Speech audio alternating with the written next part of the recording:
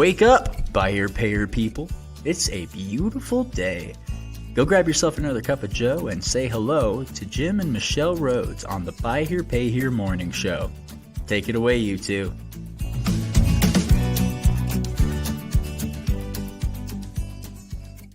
Hey, good morning, everybody. Happy Wednesday, y'all. Happy Wednesday, y'all. Yeah, it is Wednesday. Yeah. It's White Hat Wednesday. Mhm. It's December. It's cold outside. The end. Okay. Okay. No, there's yeah. Today's a Wednesday. Well, listen, I'm still running down panelists. I got a few new names of people to reach out to. I'm really struggling to get people. I just, last minute this week trying to find some people for Friday. But Friday's conversation will be a panel on lead management. So it kind of ties to what we'll be talking about today. And we're going to talk today about, lead handling and the actual approach to handling leads in a white hat way. In a white hat way. Yeah, Right. Yep. exactly. And,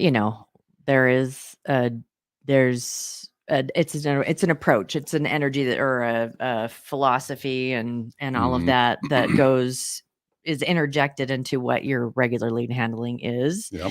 And, if it resonates with you, then, you throw out the things that don't jive with that approach and just kind of move forward. But let's talk about the stuff that we're gonna get into the banner there. today. I've got some stuff teed up there, but the thing to understand about, first thing we probably need to do is talk about a lead versus an applicant. Okay. Let's define. Today's topic is the approach qualifying buy here, pay here, lease here, pay here leads. There's been a lot of conversation, like you just said, about this, and we've done multiple polls over the course of the year that are about this subject, and we see a lot of people that it's about getting good leads, and is it a good lead, is it not a good lead, and then all that. So we're going to start with leads versus applicants. Yep. And we've been also working with some clients inside their CRMs and helping to boost volume and boost opportunities. And so this is kind of relates to a lot of the work that we do routinely, which is, just meetings I had yesterday, right? And we'll have more. We've got clients that are looking to, get in the business and looking to boost numbers. And so I think the first thing to do is just to really break down, defining a lead versus an applicant. I mean, let's first just define a lead. Like, my definition of a lead is anybody across any platform, location that expresses an interest in an automobile or financing. Is that anyone that's outside of someone that is a lot up to you? No, everybody. A person it's even that's a lot up. Is a okay, lead as so well. everybody lead. Okay. I used to use the word prospect. In this today we talk more about leads. It's the same thing to me. It's a prospective buyer. Okay. So I don't care where we meet them. If we meet them on the lot, I'm not going to count them twice. If they originally submitted an inquiry on the website and now they're on the lot in person, that's the same lead. It's the same person. So my count is just going to be one in that scenario. But regardless of where I meet them, and regardless of where they express an interest in an automobile, now I could remove from that count people who were looking for a diesel pickup for cash. We don't do that, so I'm not count that lead. Yeah. I put them in a separate bucket. But I'm really trying to measure if I'm 100% buy here, pay here, which most of the people that we work with and that would be listening to this show are at least heavily buy here, pay here. But we're really talking about analyzing the buy here, pay here lead flow and how to boost our sales. Yeah. Well, and close more of them. I'm going to interject. You can't have you have to measure something in order to have a quantifiable opinion, or this is what it is that do I have like just leads in general. So you have to be measuring. And I say with what we do, that is probably foundational before you start coming up with well, they're this and they're that and they're the other. And we had a conversation with Jack Carter a few months ago where he's like, I always assumed it was da da da da, and then I measured it and it was like, nope. Right. So measure. First thing with the leads and the applicants. And just so you know, that's something that we do with our clients all the time. Is that's one of the things that I work on. Is we work a lot with Neo, and so I'll pull in. It's like, where did all the stuff come from? What sold? Where did the lead source come from? All of that. But you got to start to measure it. So Right. Okay, so leads and applicants measuring. So let's talk about applicant though. I think before we move away from that one, it's like thinking about a lead is an inquiry, somebody who makes a phone call, we list them in our CRM as a prospective buyer, but they haven't yet filled out an application, right? Okay. So now they will move to an application. Applicant. So let's talk about this part next, which is when is the right time to ask for an app? And maybe before we dig too deep into that, we can refer to the poll I put. For those of you who be listening that aren't members of the BHPH Success Group, I would urge you to do that. There's also BHPH Boardroom. This is a little different kind of composition, I would say, over there. But the BHPH Success Group has a pretty broad section, wide type of dealer in that group. And so we would recommend you get in there. And for this particular poll, I only did it in the BHPH Success Group. And we asked, what percentage of the applicants that you meet your qualifications? What percentage of applicants meet your internal qualifications? Right. So it's like, that would be an approved deal. Irrespective of deal structure. So separate the deal, the qualification of the cost of the deal structure. So that would be price of car, down payment, all those things. But the application or the applicant themselves. Okay. Do they meet your qualifications? And so I just put a little banner up here to show our listener. I didn't bring the actual poll, but 52% of the respondents, and there were 50 some odd respondents in there, so decent size, representation. But they said 52% of the dealers said that more than half of their customers qualify. More than half of their applicants right. qualify. Just, not about the deal structure, not about the car that they're asking to get in, not about the down payment, but just the applicant themselves. And that would be job time, residence time. If you've got we're not going to touch you if you've got 4 repos in the last year, that kind of stuff, that it's like the person themselves. Okay. So yeah, and this is an interesting part of it too, like there's a whole separate episode or, for another day, we can talk about how dealers arrive at their qualification. Like that varies. We hear dealers all over, have different screening methods for the applicant themselves. Right. So I think that's one. So in that poll on Facebook, we saw some commentary in there, people hopping in, commenting on the thing, and it kind of started a little conversation. We had people saying that 98% of the customers qualify because we do our qualifying on the lot, which my experience tells me, first of all, in my own dealership years ago, we used to pretty consistently run about 40% of all the people that we talked to would take delivery. Okay. And that's lead and applicants or just applicants? Well, it's really applicants. We didn't, in my dealership, we didn't take applications until the customer's in the building. So, so you're really talking about people. And that was prior to being able to text an application, all of that kind of stuff. Cause that was 2000, early 2005 to 11 was basically my years as a dealer. Of course, I was a manager and spent a lot of time in the business before that, but regardless, I think the approach here is really the question. The question really was the timing of the application. So the other piece of this is let me go back a little bit and talk about, people need to probably understand my background as it relates to this kind of stuff. So I was a salesperson in a new car store back in 95. In about 96, I moved into sales management. And in 97, I started managing Buy Here, Pay Here and been in Buy Here, Pay Here ever since. But as a sales manager, I was also a trainer and a closer.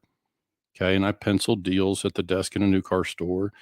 So that's kind of my background is, and we, really professional trainers come in and provide, direction on different approaches.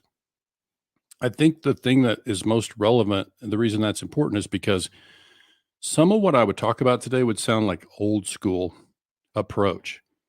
And I'm simply going to suggest that when it comes to buyer and seller, prospective buyer interaction with a seller, it's Hasn't the same. changed. It's the same. We're Yeah. trying to change it. It might be different how we get them to show up on the lot or how, but how we interact with them. And listen, let me just say it right out of the gate. I'm totally in favor of technology. I think the question for us is, in this wave of technology that we're enjoying in our segment in particular, people talk about buyer payers, years behind the franchise world and all these kind of things in terms of technology. And so we're lucky to enjoy a lot of great technology, great CRMs, underwriting tools. We've got a lot of, text dialogue. It's all wonderful. Now we got artificial intelligence. We can also talk about another time, but it's like, really the question for me is these are still human beings that we're dealing with. So it's really, the question becomes, what kind of connection are we making with customers? So that's why I asked about the timing of the application. We work with a lot of dealers. Some of them have a system. And let me quickly differentiate, like between after hours. If it's after hours, then certainly I think, the action plan or the method to respond to a customer outside business hours, we definitely want to lean on technology and keep that conversation moving and make sure they can advance in the process, right? After hours, that's a different thing. During business hours, I'm simply questioning the timing of that. And I bring this forward to our clients often and say, why do we need an application if more than half of the customers qualify? Interesting. Then can't we say, if customers in the building, customers who complete an application, customers who make an inquiry at our website, wouldn't we think those percentages would be about the same? Of all the customers that we talk to, there's going to be a certain percentage of them that likely meet our qualifications as a customer. Forget the deal structure for a minute. As a customer, they probably qualify.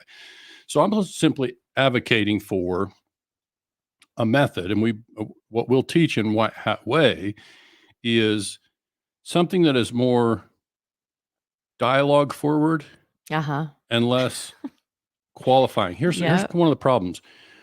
Sometimes when I train about qualifying, I say, sometimes we call it qualifying, but what we're really doing is disqualifying. Right? We're really trying to make a determination, and we're trying to be efficient. Well, it also depends on the questions asked.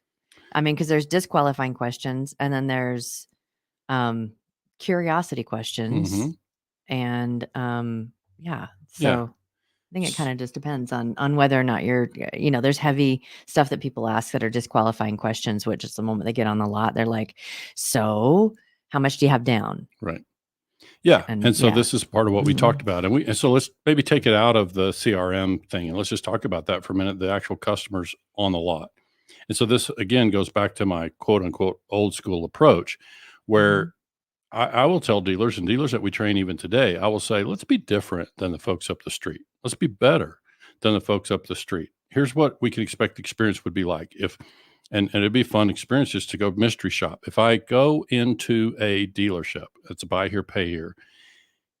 What's the likelihood that in the first 2 minutes when I meet somebody, I'm going to be asked about how much down payment I've got, how much job time I've got, those kind of things, income. What's the likelihood that I'm going to be asked those pointed questions in the first 2 minutes? So how does it, especially if someone, you're not the first lot they've landed on, they know what the questions are going to be asked. And so they land on the lot and they're like, okay, so I know you're going to ask me this and this and this. How do you handle that? So it's like, no, let's talk about other things right now. A lot of times the customers will volunteer. Like you walk up and talk to them, and a lot of times they're going to say, "Hey, I need help with financing, and I'm hoping you can help me. I've only got $800 down to work with. You got anything that you can help me with $800 down?" So that will often be the type of conversation early. And if a customer volunteers it, I would say, my approach to that would be, keep in mind, I'm very inclusive. I approach every customer as though they qualify. Because like that 98% of them, what we found that they do. Well, in and some even way. if they didn't, if I invested some time with them and at the end we got to the point where they didn't, then I want to spend some time on that part too. Yeah. Well, and let's again say this is the applicant, not the deal. Right. This is the applicant. Do they qualify to be able to get into a car? And I'm saying most of those are, in most operations, they're going to qualify based on deal too. We're hearing a lot of talk about down payment. Again, a separate episode. The whole thing about down payment in today's economy is one thing. And then in December, traditionally down payments have been difficult in December anyway. At Christmas, families are saving back money for the holidays, not surprising. And so getting a down payment in December is pretty slim likelihood. My question is, isn't that customer the same applicant that's going to be back with 2,000 down in February? So it's the same person. Like, like we got to decide, are we doing business or not? But that's math. I mean, that's just some of us, a different poll that we did was around capital. The predominant reason that people aren't doing more volume is because of limited capital. So that's the thing you can't really. It's a cash thing too. That it's the cash thing. Sure. Yeah.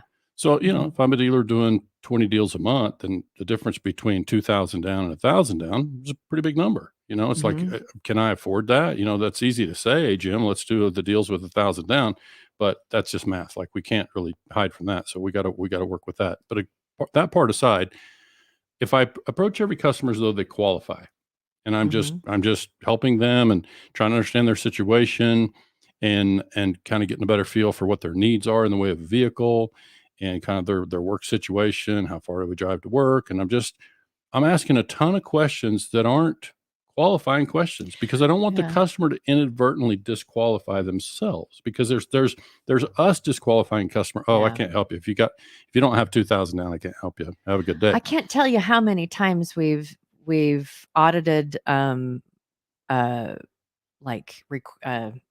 relationships that dealerships have with a lead, where it's amazing how quickly we can't help you, or they're it happens so much. Like how much are we letting leave the lot? If people are saying, I want to grow my business, I want to have, I need to try to get X amount of deals in this month or whatever. But it's like, how many people are leaving the lot that are qualified to be able to buy? That's really was the point of the poll out there, was to find out, what percentage of the people that you meet are qualified. And of course, everybody's qualification parameters are going to vary, right? That's going to be a different thing. But for today's conversation, I want to try to keep it away from deal structure. And I want to just talk about the customer's qualification. Do they fit our program? Are they stable in their situation? Have they lived in the area a long time?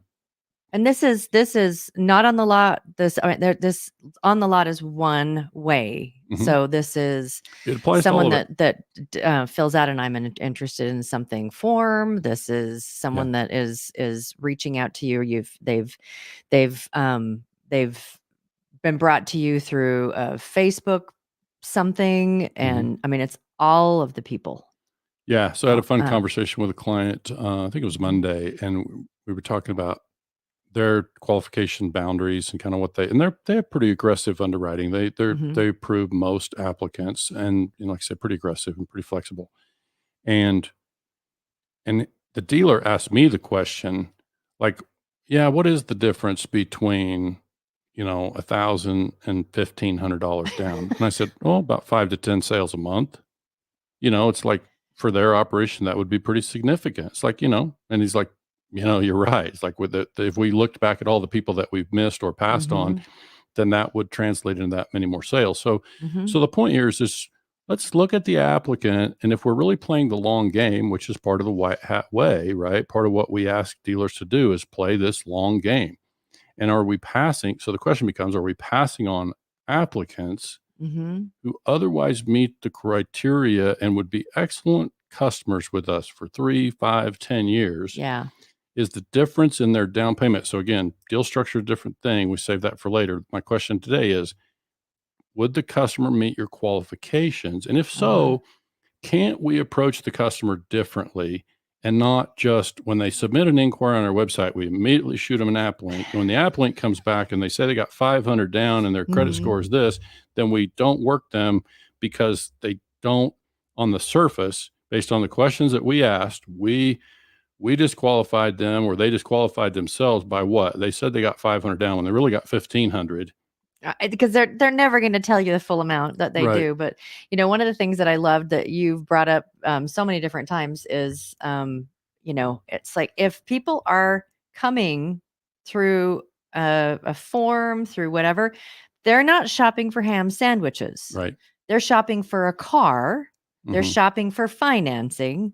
And so it's, that whole idea that, good lead, bad lead, it's they're stepping in some way for a car, for a vehicle. And so there's got to be some kind of, I'll tell you, I don't go around shopping for cars if I don't need a car. Right. I don't go around and fill out lead applications if I don't need the thing. So the ham sandwich thing, that's why I put that on there. It's like ham sandwiches that's a throwback to my sales manager back in when I was a salesperson working with a new car manager, Maury Richardson. You wouldn't be listening, but if you do, I'm going to credit you for the one who said that to me and said, these customers are here. They're not shopping for a ham sandwich. They're here for a car, right? This is a smart alecky way to say these folks are car buyers, right? Yeah. Let's not, they're expressing an interest in some financing in our case and buy here, pay here. They're hitting a link, they're submitting an app. They're not there because they're looking for a place to get dry cleaning done. It's like that they're there because they have a genuine interest in. And so when I look at that and I say we have all these inquiries, call it a web inquiry, whatever bucket you're going to put those in that qualifies as lead, and we're seeing our clients closing, and we see out on social media 3 to 5% of all leads. And that's just scary low to me. Like, why so low that we're not being able to convert more of those applicants? And so my concern is that we're disqualifying. And I probably need to separate, like for the sake of our conversation, there are some pretty big volume operations that are pretty sophisticated and they're playing a different game. They're like a numbers game, right? They're not going to have the same level of relationship with the customer. Can you quantify pretty big operations? Dealers doing, even if they're doing a volume of 50 to 100 a month, or beyond that, then they're typically they're running numbers. Like they have, their team is set up differently, and I can understand why they're sort of just playing more of a numbers game. They are gonna look at applications. They are gonna have a more sophisticated system, and they're gonna be working to be efficient and move the customer through the process as quickly as possible. What would you consider the percentage of the big dealers versus just the it's small. I would say that in terms of count of dealers, you got to be talking about 15% of dealers are that size. So we're talking about 85% of dealers are small dealers, and that would benefit from a approach of the person is qualified the minute they stand on the lot, because most of them are. Yeah. And so I think really this is really a sales process question. And in our buy here, pay here environment, that sales process, keep in mind, I've done it. I've been a salesperson, a sales manager in both. I've been a dealer in buy here, pay here. So I've lived it. I mean, I just know, and you're going to tell me, oh, Jim, it's not the same as it was back when you were dealing. It's the same, folks. It's the same. It's the customers are the same. Yes, the way we communicate with them and how we reach them is different. The customer that we finance is the same. Their needs are the same. They still want to trust us. They want to feel comfortable with the people they do business with. And so I'm simply suggesting, and look, you don't have to go change your whole process, but it's pretty easy in today's environment to do some A/B testing. You could do it inside your CRM. You could do it, at your website. There's different ways for a person to be able to test the things that we're talking about here. I'm simply suggesting that when we would approach a customer as though they qualify and not just hit them right out of the gate with an app link, hit them right away with how much down payment do you have, we're disqualifying some folks, and they're disqualifying themselves. When you ask them for an app link, they're saying, oh, they're going to look at my credit. I don't qualify. I need to go look somewhere else. Yeah. It's like you don't know what's going on in the customer's head, but I'm saying the best way for us to get past that, of course, we're going to ask for down payment at some point in the process. Of course, we're going to ask for an application at some point in the process. I'm simply suggesting, why don't we test not asking for it right out of the gate and just get to know the customer and their needs. Let's reach out to them. Let's talk to them and not make them feel like they're under a hot lamp in terms of, I need to decide if I'm going to spend another 5 minutes with you based on the answer to these 3 questions. It's really, if I approach the customer, if I call them, let me just be a salesperson for a minute at a buy here, pay here. I get a lead in. I'm going to text them. Hey, you available for a phone call? Right? Or I did text this way. I'm probably going to text them through the system. You available for a quick phone call? Or when could we talk? And then if they are available to talk, then the conversation is going to go a little like, hey, we appreciate you reaching out. So what's your situation? Have you got another car you're going to trade? Like, I'm just going to find out what's your situation. What are you looking to do? And so I'm going to assume they qualify.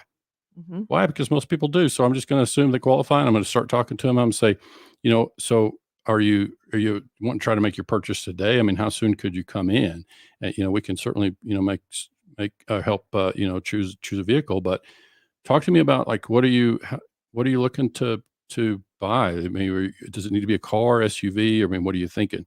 And I'm not going to ask them about down payment.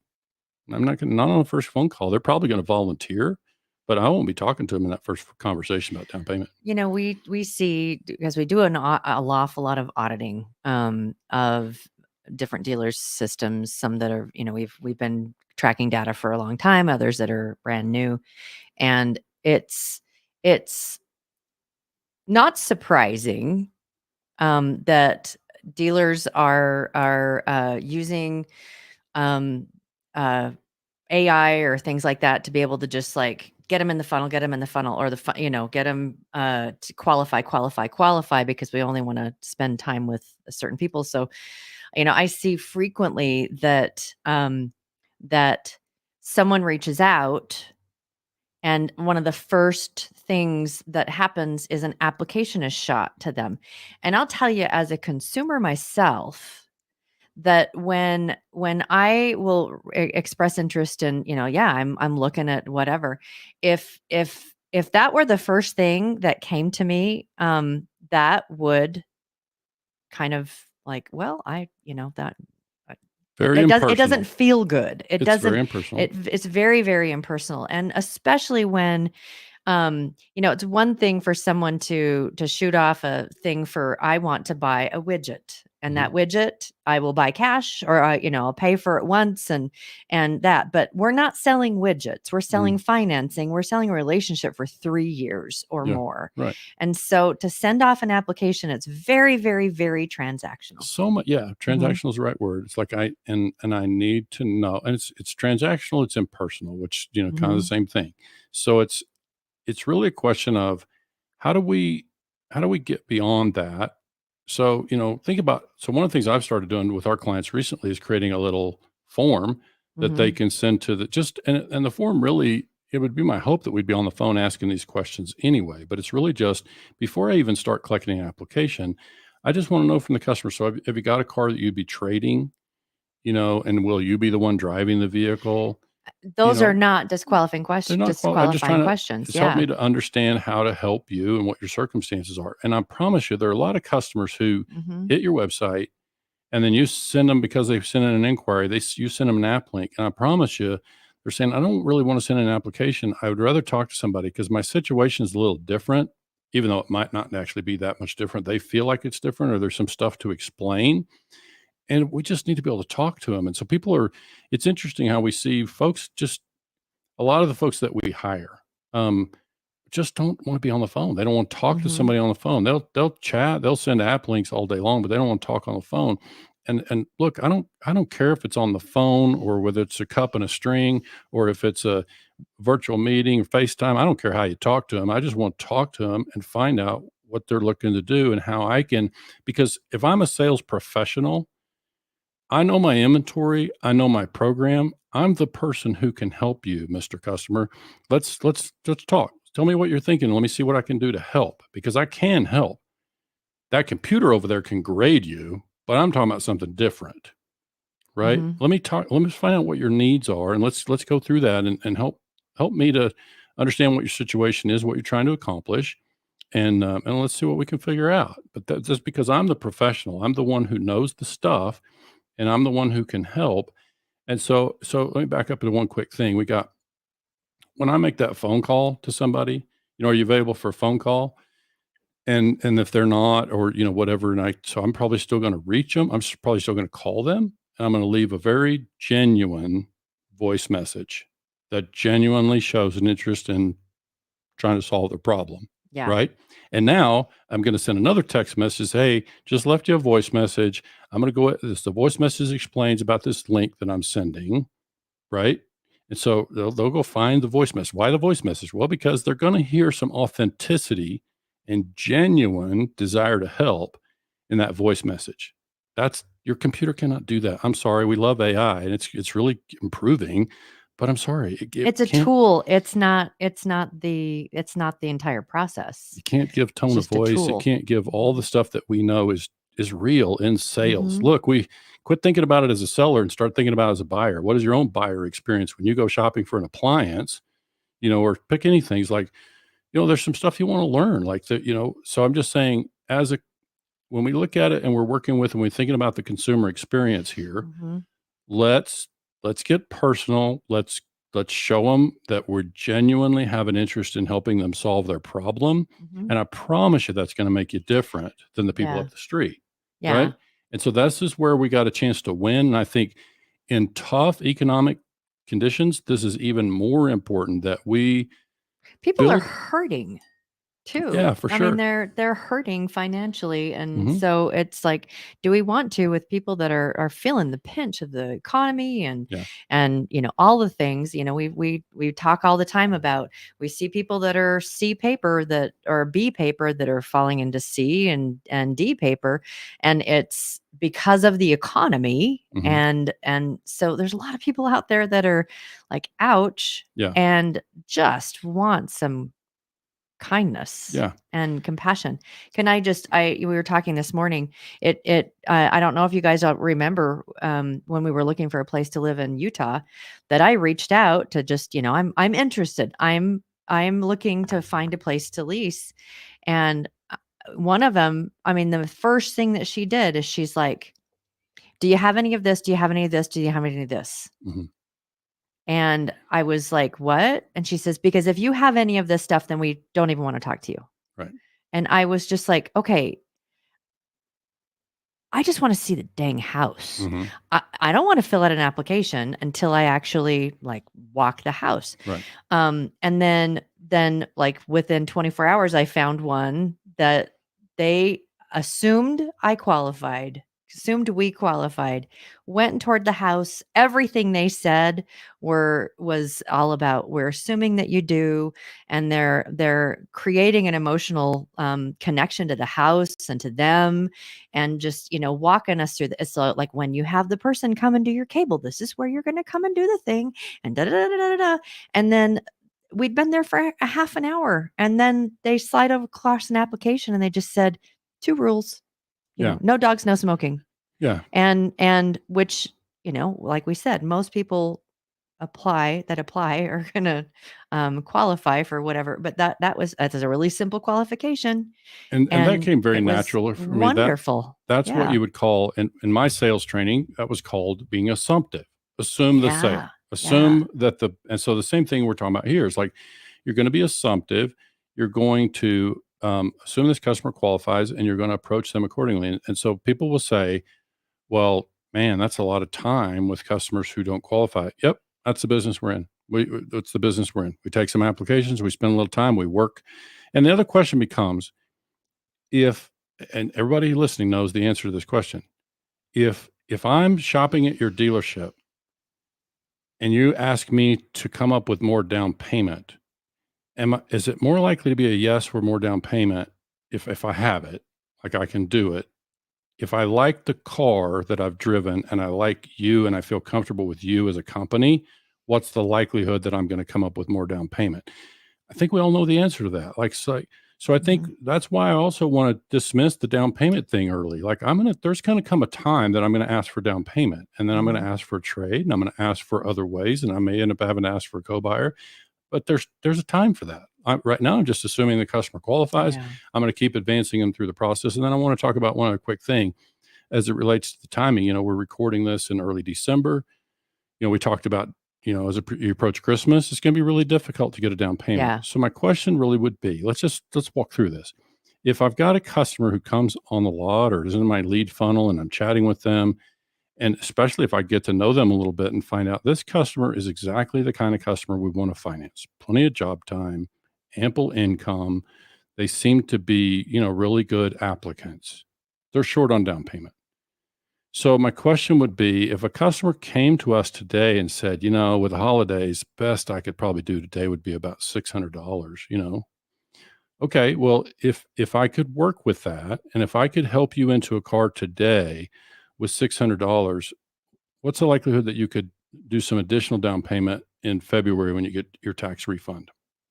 What a great tool. Well, because here's the difference. I mean, the customer's well qualified. They're short on down payment. So it's a math problem. Okay. So I'm going to take $800 down today, and I'm going to put the customer in the car now with the promise of a February refund. This makes a lot of dealers uncomfortable. They're scared of this whole approach. You're talking to somebody who did a lot of it very successfully. So it's not anything I would be afraid of. I'm really just simply saying, so option one, I do nothing. The car sits on my lot. It's still here in February. And in February, I get $2,000 down on the car, but I passed on an applicant who was a very good applicant in December. I could have already had them in that car. So the reason I wouldn't do that deal in December with $800 down, obviously I'm just picking numbers here, but the reason I wouldn't do that deal in December is because it's cash. It's other factors that are ours, not the customer. The customer's prepared to buy. The customer seems to meet the qualifications, and it's our limitations that are keeping us from doing business. And so I think this is where we have to analyze that. And look, we can analyze that, and a lot of dealers will say, I'm still not comfortable doing it. I still don't like the promise of a tax refund payment in February. So if that makes you uncomfortable, go back and find our episodes from the past with Tax Max and hear how that whole thing works. But really, I'm just simply saying, if the customer meets the qualification and they're a little short on down payment, then, we should be able to be creative enough to make that up. Whether it's deferred downs, special payments, irregular payments in February. I can even do irregular payments for the next 2 Februaries, so whatever. It's like, there's ways to get there. So it's like, if the math is keeping us from doing business, then we really need to look at that pretty carefully, because that's just limiting our ability to do business, and we're passing on customers who are otherwise well qualified. So I'm just simply saying, let's don't disqualify on the front end.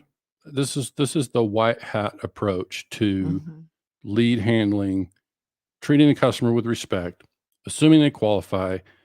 Don't allow our salespeople to directly disqualify the customer. To broom them. Yeah. Don't allow the customer to inadvertently disqualify themselves, to say, I'm not moving forward because of the questions that were asked, I don't think I'm going to qualify. And so they disappear and quit answering our phone calls.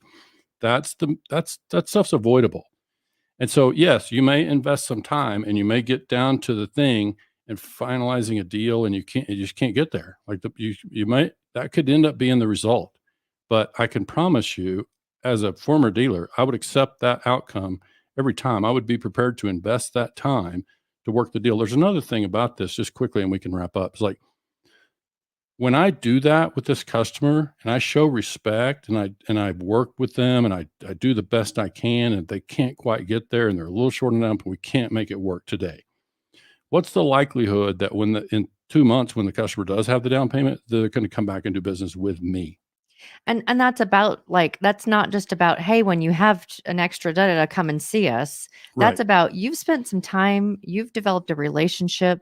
They can tell you really want to help. I'll choose it every time. Every time. So this is where I think we have a bit of a disconnect. And look, it's exciting. The technology is working for us, and it's wonderful to be able to come in the morning. We have applications and stip links already filled out, and shots of driver's license. It's beautiful. I'm simply saying, let's don't let the pendulum swing so far that we are using technology and we're disqualifying people on the front end because, we don't work on because they only got 500 down or whatever. So I'm simply saying, let's test it. Let's find out, how much, and if we do end up working some deals all the way to the end, like, were we so busy delivering deals with somebody else that we couldn't make the time to work that application all the way through? I'm just saying that's time well invested. And if we need more people to be able to work those applications in that way, I'm talking about winning the customer. Now, I may not win the deal today. So we're always going to bring a sense of urgency to sales. We're going to make sure that we're prepared to do anything we can to try to do business today. So we're going to work hard to make sure we do that, and we work the application accordingly. We're going to treat people with respect.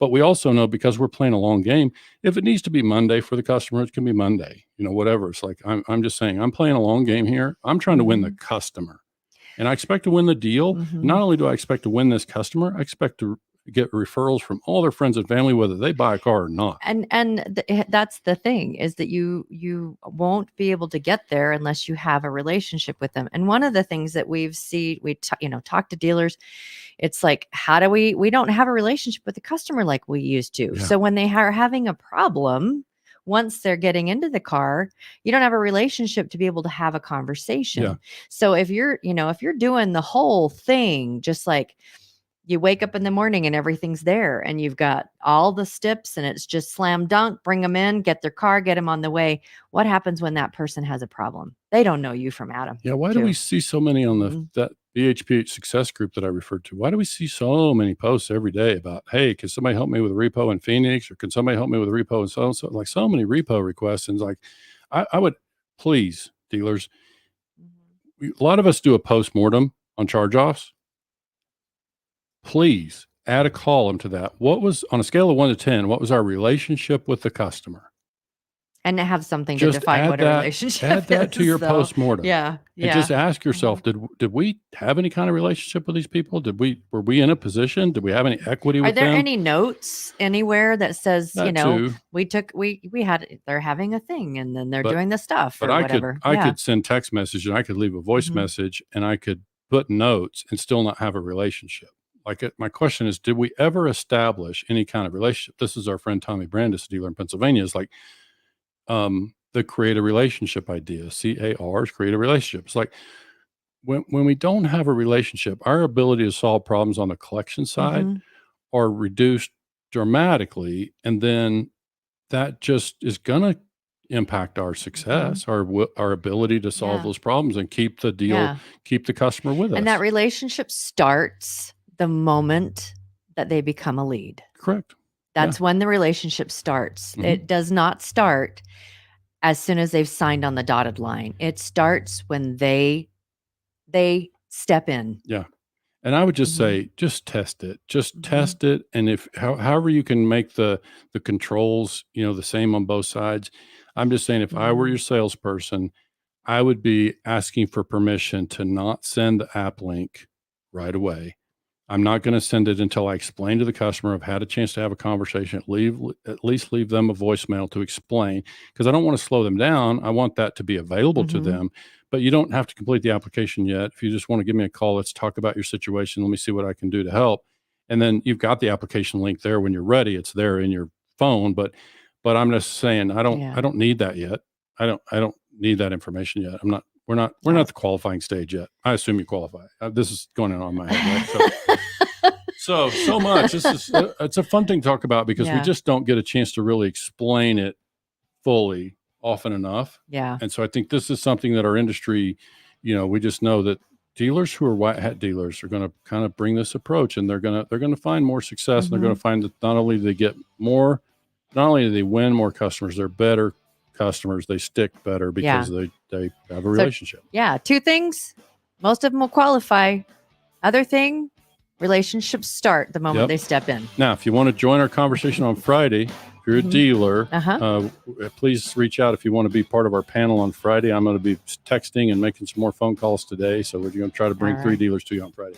All right, everybody, have a great Wednesday. We will see you on Friday, and not very many shopping days left. That's right. That's right. Don't feel like you need to get something expensive from me.